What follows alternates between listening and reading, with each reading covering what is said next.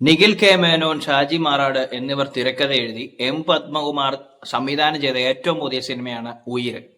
റോഷൻ മാത്യു, വിനീത് തട്ടിൽ, ബൈജു, അതുപോലെ തന്നെ ഒരുപിടി താരങ്ങൾ, തമിഴിൽ നിന്നും ഒക്കെയുള്ള താരങ്ങൾ അഭിനയിച്ച ഒരു സിനിമയാണ് ഉയിർ. അപ്പോൾ ഈ സിനിമയെക്കുറിച്ച് പറയാനാണെങ്കിൽ ഇതൊരു ഇൻവെസ്റ്റിഗേഷൻ ത്രില്ലറാണ്. സിനിമയിൽ റോഷൻ മാത്യു, അതായത് അഭിനയിച്ചിരിക്കുന്ന അഭിനേതാക്കളൊക്കെ വളരെ മികച്ച രീതിയിൽ തന്നെ ചെയ്തിട്ടുണ്ട്. സിനിമയുടെ ക്യാമറ വർക്കൊക്കെ ആണ്, DOP ഒക്കെ ആണെങ്കിലും നന്നായിരുന്നു. മ്യൂസിക് ഡിപ്പാർട്ട്മെന്റ് വൈസ് എല്ലാം ഓക്കെ ആയിരുന്നു. അപ്പം കംപ്ലീറ്റ്ലി ഒരു ഇൻവെസ്റ്റിഗേഷൻ ത്രില്ലർ എന്ന് പറയുമ്പോൾ നമ്മുടെ ഒരു പ്രത്യേകത, നമ്മളിപ്പം കൊറോണ കാലഘട്ടം മുതലേ നമ്മൾ ഒരുപാട് ഇൻവെസ്റ്റിഗേഷൻ ത്രില്ലർ മൂവികൾ നമ്മൾ കണ്ടിട്ടുണ്ട്. ഒരുപാട് പാറ്റേൺസിലുള്ള പല പല ഇൻവെസ്റ്റിഗേഷൻ നമ്മളെ ഇപ്പൊ എന്നാ പറഞ്ഞ നമ്മൾ ഈ പിടിച്ചിരുത്തുക എന്ന് പറയത്തില്ലേ, ആ ഒരു തരത്തിലുള്ള ഒരുപാട് സിനിമകൾ നമ്മൾ കണ്ടിട്ടുള്ളത് കൊണ്ടും ഈ ഒരു സിനിമയിലേക്ക് വരുമ്പോൾ എനിക്ക് തോന്നിയത് ഒരു ഇൻവെസ്റ്റിഗേഷൻ നടക്കുന്ന ഒരു പോലീസ് സ്റ്റേഷനിൽ ഒരു പോലീസ് ഓഫീസർ, പിന്നെ കുറെ പോലീസ് ഉദ്യോഗസ്ഥർ, ഇവരെല്ലാം കൂടെ ചേർന്ന് വരുന്ന ഒരു എന്താ പറയുന്നത്, ഒരു സാധാരണ പാവം പിടിച്ച കുറെ പോലീസുകാരെ കണ്ടതായിട്ടാണ് തോന്നിയത്. അവര് കുറെ കേസും കാര്യങ്ങളൊക്കെ ആയിട്ട് അങ്ങനെ അങ്ങ് പോകുന്നു. അപ്പം അങ്ങനെ പോകുന്ന ആ ഒരു സിനിമയിൽ, അതായത് ഈ നായകൻ ഒരു ട്രോമയുള്ള നായകൻ, നമ്മൾ അങ്ങനത്തെ സിനിമകൾ നമ്മൾ കണ്ടിട്ടുണ്ട്. അതേ ഒരു പാറ്റേൺ തന്നെയാണ്. പിന്നെ നമ്മൾ അത്രയധികം ത്രില്ലേഴ്സ് കണ്ടതുകൊണ്ട് തന്നെ ഒരു സിനിമ കാണുമ്പോൾ ഒരു ഫീലാണ് നമുക്ക് തോന്നുന്നത്. പിന്നെ സിനിമ ഇങ്ങനെ കണ്ട് കണ്ട് കണ്ട് അങ്ങനെ പോകും. പിന്നെ ഇതിലെ മ്യൂസിക് ഡിപ്പാർട്ട്മെന്റ്, അതായത് പാട്ടുകൾ എന്നൊക്കെ പറഞ്ഞ ട്രാക്ക്, അതൊക്കെ ഒരു ആവറേജ് ഫീലാണ് തോന്നിയത്. പിന്നെ മതപരമായ ചില കാര്യങ്ങൾ ആ പാട്ടിനകത്ത് ഉൾപ്പെടുത്താൻ ശ്രമിച്ചിട്ടുണ്ടോ എന്ന് തോന്നിയാൽ അതിശയമില്ല. അങ്ങനെയുള്ള കാര്യം നമുക്ക് ഇതിന്റെ ഏറ്റവും വലിയൊരു പ്ലസ് പോയിന്റ് എന്ന് പറയുന്നത്, ഇതിലെ അഭിനയിച്ചിരിക്കുന്ന താരങ്ങൾ അവരവർ ചെയ്തിരിക്കുന്ന റോള് കൃത്യമായിട്ട് ചെയ്തിട്ടുണ്ട്. അതായത് ഒരു രീതിയിലും ഒരാളും മോശമാക്കിയിട്ടില്ല, ഒന്നിനൊന്നിനും മെച്ചമാണ് ചെയ്തിരിക്കുന്നത്. പിന്നെ ഉള്ളത് കഥാപരമായിട്ട് നമ്മൾ നോക്കുമ്പോൾ നമുക്ക് ആ സിനിമയിൽ നിന്നും ഒന്നും എടുക്കാനുണ്ടോ എന്ന് ചോദിച്ചാൽ ഒരു 3/4 ഭാഗത്തോളം നമ്മളിങ്ങനെ ഒരു ത്രില്ലർ ഇൻവെസ്റ്റിഗേഷൻ, കേസ് അന്വേഷണം അങ്ങനെ പോകുന്ന കാണും. പിന്നെ ക്ലൈമാക്സിനോട് അടുക്കുമ്പോഴാണ് ആ സിനിമയ്ക്ക് എന്തെങ്കിലും ഒരു കാര്യം ഉണ്ടെങ്കിൽ ആ സിനിമയെ ഒന്ന് പൊക്കിയെടുക്കാൻ പറ്റുന്ന കാര്യമുള്ളത് ക്ലൈമാക്സിലാണ്. കാരണം ക്ലൈമാക്സിലെ കാര്യങ്ങൾ, പിന്നെ അതിൽ നിന്ന് വരുന്ന മെസ്സേജ് കാര്യങ്ങളെല്ലാം ഒരു അത്യാവശ്യം റെലവൻ്റ് ആയിട്ടുള്ള കാര്യമാണ്. പിന്നെ ഈ ഒരു സിനിമയിൽ എനിക്ക് തോന്നിയ ഒരു കാര്യം, അതായത് നമുക്ക് ഈ കുട്ടികളൊക്കെ കാണാതായിട്ട് ഇപ്പോഴും അന്വേഷിച്ചുകൊണ്ടിരിക്കുന്ന മാതാപിതാക്കളുണ്ടാവുമല്ലോ നമ്മുടെ നാട്ടിൽ. അങ്ങനെയുള്ളവരൊക്കെ ഈ സിനിമ കാണുമ്പം അവരെ ഒരുപാട് റിലേറ്റ് ചെയ്യാനോ, അല്ലെങ്കിൽ അവർക്കൊരു ഫീൽ ചെയ്യും, നമുക്കും അതൊരു ഫീൽ ചെയ്യും ആ സിനിമ കാണുമ്പോഴത്തേക്കും, സിനിമയുടെ ഒരു എൻഡിലേക്ക് എത്തുമ്പോൾ. എന്നാൽ ആ ഒരു 3/4 ഭാഗത്തോളം സിനിമ കാണാനിരുന്ന് നമ്മൾ ഇങ്ങനെ ഒരു ത്രില്ലർ കാണുന്നു, പക്ഷെ നമ്മളെ എന്ന് പറഞ്ഞ ഒരു സെറ്റപ്പിലേക്ക് കൊണ്ടുപോകുന്നില്ല. പക്ഷെ ആ ഒരു ക്ലൈമാക്സ് ആണ്. നമ്മൾ ഈ പറയത്തില്ലേ, പണ്ട് ശ്രീനിവാസൻ കഥ പറയുമ്പോൾ എന്ന് പറയുന്ന സിനിമ എഴുതിയ സമയത്ത് അതിന്റെ ക്ലൈമാക്സ് ആദ്യം എഴുതി, ക്ലൈമാക്സ് വേണ്ടി മാത്രം, ഈ ക്ലൈമാക്സ് കൊണ്ട് മാത്രമാണ് ആ സിനിമ ചെയ്തത്. ബാക്കി സിനിമ എങ്ങനെയുണ്ടെന്ന് ചോദിച്ചാൽ അത് ധ്യാൻ ശ്രീനിവാസന്റെ വാക്കുകളിൽ തന്നെ നമ്മൾ കേട്ടിരിക്കുന്നതാണ്. അതുവരെയുള്ള കഥ ചുമ്മാ അങ്ങനെ പോയ ക്ലൈമാക്സ് ആണ് പിടിച്ചിരുത്തുന്നത് എന്ന് പറയുന്നത് പോലെ ഈ സിനിമയുടെ ക്ലൈമാക്സിനാണ് പ്രാധാന്യമുള്ളത്. എം പത്മകുമാർ എന്ന് പറയുന്ന ഒരു സംവിധായകന്റെ പഴയ സിനിമകളൊക്കെ നമുക്ക് അറിയാവുന്നതാണ്. അത്യാവശ്യം നല്ല രീതിയിൽ എക്സ്പീരിയൻസ് ഉള്ള ഒരു സംവിധായകനാണ്. പിന്നെ അദ്ദേഹം തന്നെ പറഞ്ഞു കേട്ടിട്ടുണ്ട്, ഈ സിനിമ കഴിഞ്ഞ വർഷം തന്നെ ഷൂട്ട് ചെയ്ത് കഴിഞ്ഞ ഒരു മൂവിയാണ്, പിന്നെ ഇറക്കാനായിട്ടുള്ള കാലതാമസം ഒക്കെ ഉണ്ട്. സന്തോഷ് ത്രിവിക്രമാണ് ഈ സിനിമ പ്രൊഡ്യൂസ് ചെയ്തിരിക്കുന്നത്. എന്തായാലും ആ ഒരു ഇൻവെസ്റ്റിഗേഷൻ ത്രില്ലറിനുള്ള ആ ഒരു കളർ പാറ്റേൺ, ആ ഒരു ടോണിൽ തന്നെയാണ് സിനിമ പിടിച്ചിരിക്കുന്നത്. ആ ഒരു ഡാർക്ക്നെസ്സും ആ ഒരു ഫീൽ നമുക്ക് കിട്ടും. റോഷൻ മാത്യു എന്ന് പറയുമ്പോഴത്തേക്കും നമുക്ക് അറിയാം, അദ്ദേഹത്തിന്റെ പല സിനിമകളും നമ്മൾ കണ്ടിട്ടുണ്ട്. കിട്ടുന്ന ക്യാരക്ടേഴ്സ് ഏതാണെങ്കിലും നല്ല വൃത്തിയായിട്ട് ചെയ്യാനുള്ള കഴിവുള്ള ഒരു നടനാണ്.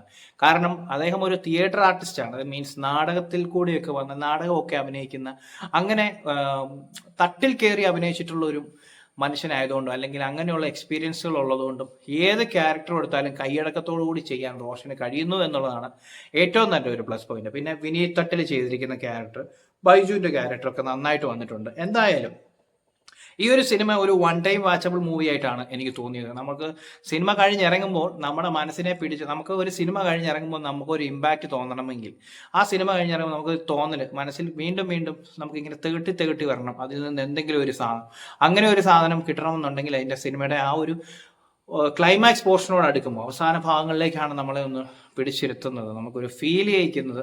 അതുവരത്തേക്കും നമ്മൾ സാധാരണ എത്രയോ ത്രില്ലർ സിനിമകൾ നമ്മൾ കണ്ടിരിക്കുന്നു. അപ്പം അതിൻ്റെതായിരിക്കും, ഒന്നെങ്കിൽ നമ്മൾ ഒരുപാട് ത്രില്ലർ സിനിമകൾ കണ്ടു പഴകിയത് കൊണ്ടാകാം ചിലപ്പം ആ ഒരു അത്രയും ഭാഗം നമ്മളിങ്ങനെ ഓക്കെ ഓക്കെ ഓക്കെ എന്നുള്ള രീതിയിൽ എത്തുന്നത്. എന്നാൽ ക്ലൈമാക്സിലേക്ക് എത്തുമ്പോൾ വാവ് ഫീൽ അടിപ്പിക്കുകയും ചെയ്യും. അതാണ് ഈ ഒരു സിനിമയുടെ പ്രത്യേകത. ശ്രുതി മേനോൻ ഈ സിനിമയിൽ ഒരു നല്ല ക്യാരക്ടർ ചെയ്തിട്ടുണ്ട്, നന്നായിട്ട് തന്നെ വന്നിട്ടുണ്ട്. അവര് ഞാൻ പറഞ്ഞില്ലേ, നമ്മുടെ ഈ സിനിമയിൽ അഭിനയിച്ചിരിക്കുന്ന താരങ്ങളെല്ലാം നന്നായിട്ട് തന്നെ ചെയ്തിട്ടുണ്ട്. ഈ സ്ക്രിപ്റ്റിലാണ് ഈ പറയുന്നത് പോലെ നമുക്ക് എന്താ പറയുന്നത്, സ്ക്രിപ്റ്റിൽ എന്താ പറയുന്നത്, ആ ഒരു സിനിമയ്ക്ക് തരാൻ അത്രയും ആ സ്ക്രിപ്റ്റിൽ ഉള്ളൂ എന്നുള്ളതാണ്. പിന്നെ നമുക്ക് ചില സമയങ്ങളിൽ നമുക്ക് തോന്നും, ഞാൻ പറഞ്ഞില്ലേ ആദ്യം തന്നെ, ഒരു പാമ്പിടിച്ച കുറെ പോലീസുകാർ ഇൻവെസ്റ്റിഗേഷൻസ് ഒക്കെ നമുക്ക് സിനിമ കണ്ടുകൊണ്ടിരിക്കുന്നത് നമുക്ക് തോന്നും ഈ കാര്യം ഇത് ഇങ്ങനെയാണല്ലോ, നമ്മൾ അവിടേക്ക് എത്തിയല്ലോ എന്ന് നമുക്ക് മനസ്സുകൊണ്ട് തോന്നുമ്പോഴും ആ പോലീസുകാർ ആ കാര്യത്തിലേക്ക് എത്തുന്നില്ലായിരിക്കും. മനസ്സിലായോ? അപ്പൊ അതായത് നമുക്ക് കാണാം, നമുക്ക് കാഴ്ചയിലൂടെ വ്യക്തമാകും അത് അവിടെ അതാണ് സംഭവിച്ചത്, അല്ലെ അതാണ്. പക്ഷെ ആ സിനിമയിലെ പോലീസുകാർ എന്തുകൊണ്ടോ അവരങ്ങോട്ടേക്ക് എത്തുന്നില്ല. നമുക്ക് അങ്ങനെയൊക്കെ ഈ ഒത്തിരി ത്രില്ലറുകൾ കണ്ടതുകൊണ്ടായിരിക്കും നമുക്ക് അങ്ങനെ മനസ്സിൽ പല ഈ ഫോമിൽ പല രൂപത്തിൽ നമുക്ക് ഇങ്ങനെ തോന്നലുകളുണ്ട്. നമ്മൾക്ക് ഇങ്ങനെ ക്വസ്റ്റ്യൻസ്, നമ്മൾ ഓരോ സിനിമ കാണുമ്പോഴും നമ്മൾ ഓരോ ചോദ്യചിഹ്നം അവിടെ ഇട്ടുകൊണ്ടിരിക്കും, എന്തുകൊണ്ട് എന്നുള്ള. പിന്നെ അറ്റ് ദി എൻഡ് ഞാൻ പറഞ്ഞ പോലെ എപ്പോഴും ഈ ക്ലൈമാക്സിനേക്ക് തന്നെയാണ് പറയുന്നത്. അറ്റ് ദി എൻഡ് നമുക്കൊരു അങ്ങനെ പൊക്കോണ്ടിരിക്കുന്ന പോലീസുകാർ ഒരു നിശ്ചയദാർഢ്യത്തോടു കൂടി അവസാനത്തിലേക്ക് നമ്മൾ പറയുന്ന നമുക്കത് നേടിയെടുക്കണം, നമുക്കത് ചെയ്യണം, നമുക്ക് കണ്ടെത്തണം എന്നൊരു ആർജവത്തോടു കൂടി പോകുന്നതൊക്കെ നമുക്ക് കാണുന്നു.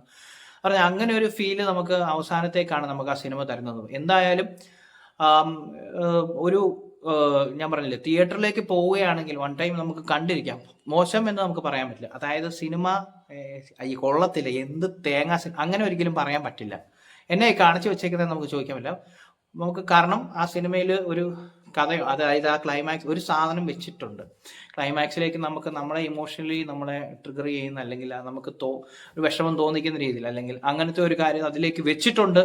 അതാണ് ആ സിനിമ. അപ്പൊ അതുകൊണ്ട് നമുക്ക് ആ സിനിമ പോയി കാണാനുള്ള സിനിമയുണ്ടോ എന്ന് ചോദിച്ചാൽ ഉണ്ട്. വൺ ടൈം നമുക്ക് കണ്ടിറങ്ങാവുന്നതാണ്. അപ്പം റോഷൻ മാത്യുവിന്റെ പ്രകടനം നല്ലതാണ്. അദ്ദേഹം ഇനിയും ഒത്തിരി നല്ല സിനിമകളുമായിട്ട് വരേണ്ടതുണ്ട്. കാരണം നല്ലൊരു ബ്രേക്ക് കിട്ടിക്കഴിഞ്ഞാൽ അദ്ദേഹമൊക്കെ ടോപ്പ് ലെവലിലേക്ക് തന്നെ പോകാനുള്ള കഴിവുള്ള കപ്പാസിറ്റി ഉള്ള ഒരു നടനാണ്. അപ്പോൾ അദ്ദേഹം ഇനിയും നല്ല സിനിമകളുമായിട്ട് വരണം. അപ്പം ഉയരെന്ന് പറയുന്ന സിനിമയെക്കുറിച്ച് എനിക്ക് ഇത്രയുമാണ് പറയാനുള്ളത്.